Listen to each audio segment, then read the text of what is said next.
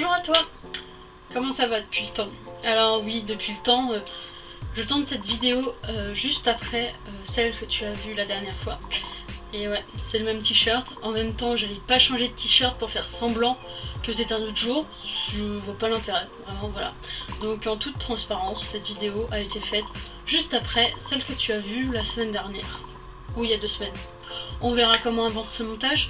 Je ne sais pas faire de montage, alors je vais galérer et je vais bien m'amuser, je vais bien rager.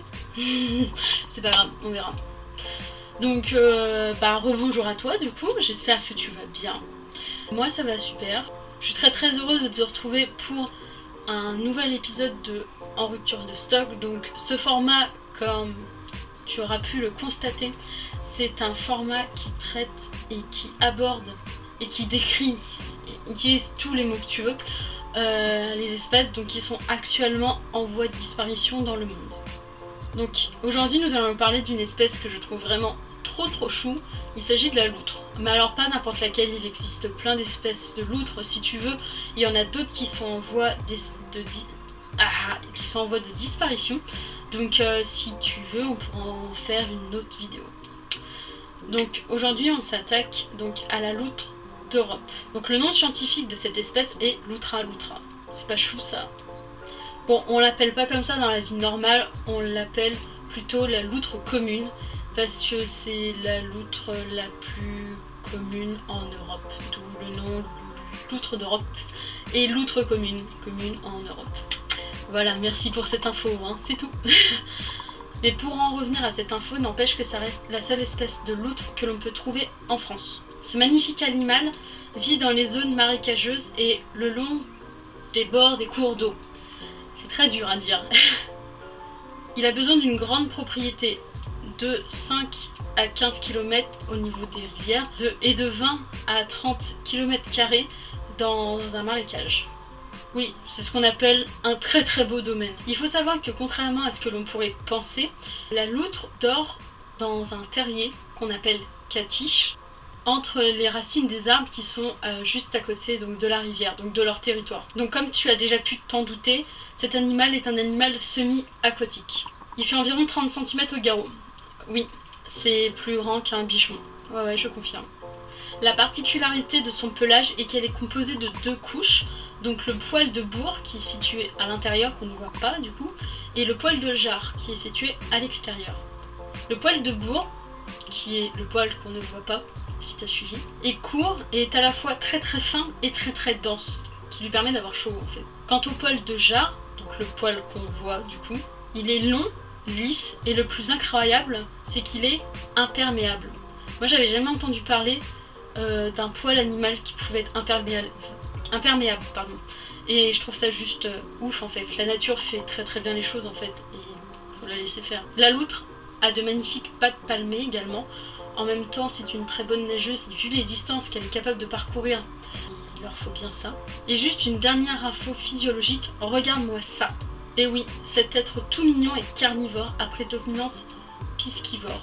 Si tu connais les pesco-végétariens, tu comprends que la racine pesco vient de poisson. Oui, tout ça pour dire que la loutre mange du poisson. Petit aparté, donc un végétarien est une personne qui ne mange ni viande ni poisson, et un pesco-végétarien ou pisco-végétarien est une personne qui ne mange pas de viande mais mange des poissons, fruits de mer, crustacés. Voilà, c'était juste pour la rappeler, fin de l'aparté. Donc bon, quand on voit ces dents, ça donne beaucoup moins envie de les approcher, n'est-ce pas? En même temps, ce serait compliqué vu que ce sont des animaux nocturnes, donc bon courage pour les trouver. Le passif entre la loutre et l'homme date environ d'un millénaire. En effet, en Europe, la loutre était très prisée. Au XVIIIe siècle, on la chassait, non pas pour sa viande qui était qualifiée de mauvaise, mais plutôt pour sa fourrure qui pouvait être revendue assez cher. Donc cette fourrure, on en faisait principalement des toques, mais les plus riches pouvaient en faire des manteaux. Après, pas beaucoup de personnes en faisaient des manteaux parce que je vous laisse imaginer la quantité de loutre qu'il fallait. Elle était également utilisée pour sa graisse qui avait la particularité de ne pas figer au froid et donc du coup elle restait tout le temps à l'état liquide. De plus, cette espèce était considérée comme nuisible par les propriétaires de viviers. Donc Pour info, un vivier c'est un endroit où l'on élève des poissons pour qu'ils soient mangés. Enfin, qu'ils soient vendus d'abord, puis mangés. Aujourd'hui, la loutre d'Europe est une espèce NT. Alors, deuxième et dernier aparté, l'UICN est l'Union internationale pour la conservation qui répertorie les espèces animales en 7 catégories, sur une échelle donc de 1 à 7, donc du moins menacé à éteint. Le premier niveau, ce sont les LC, donc les espèces qui sont à préoccupation mineure. Ensuite, on trouve les NT, donc les quasi menacés, donc là on se retrouve dans l'accolade de la menace. Les VU, donc les vulnérables, les EN en danger, les CR, donc en danger critique, les EW éteints à l'état sauvage, et enfin les EX complètement éteints. La loutre d'Europe est donc en danger dans un futur proche en fait si nous continuons dans ce sens-là. Depuis 1981 en France, l'espèce est protégée, donc il est donc interdit de la chasser. De plus, la loutre, qu'elle soit vivante ou morte, est interdite à la vente ou à l'achat. De plus, 2 directives européennes, une de 1992 et une autre de 1997, tentent à renforcer cette protection et notamment la protection de l'habitat de la loutre. En 1991, toujours en France, a été ouvert le premier centre de reproduction et de réintroduction de la loutre à Unavir, en Alsace. Oui, d'où le nom bizarre quoi. Ce centre a permis de réintroduire les loutres dans les rivières du centre de l'Alsace. À l'heure actuelle, on estime que la population de loutres d'Europe en France est comprise entre 2000 et 3000 individus. Malheureusement, cette espèce a du mal à survivre en France. Cela est dû notamment à la pollution, donc causée par la population humaine, et également à la chasse. Alors oui, certes, c'est un animal qui est protégé et qui est interdit d'être chassé, mais il est souvent piégé en fait par des pièges destinés en fait à des animaux considérés comme nuisibles, comme les ragondins par exemple. Pour que cette espèce perdure, nous pouvons faire quelque chose chacun à notre échelle. Tout ça en faisant des actions simples.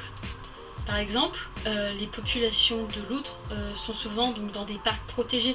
Donc par exemple, si vous vous baladez, s'il est possible de se balader dans un espace protégé comme celui-ci, restez sur le chemin de balade et n'allez pas marcher au bord de la rivière où vous pourriez écraser et donc détruire l'habitat de la loutre.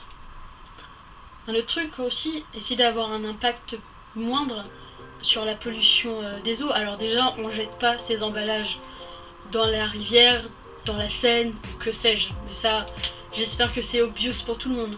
Mais par exemple, utiliser des produits moins polluants, plus naturels, quand on se lave, quand on fait la vaisselle, etc. Ce qui pourrait éviter et réduire l'impact de l'humain sur l'état donc, de ces rivières. Voilà, donc c'est déjà la fin de cette vidéo. J'espère que vous aurez appris des choses, qu'elle vous aura plu. Et je vous dis à bientôt pour un nouveau format de vidéo. Ciao!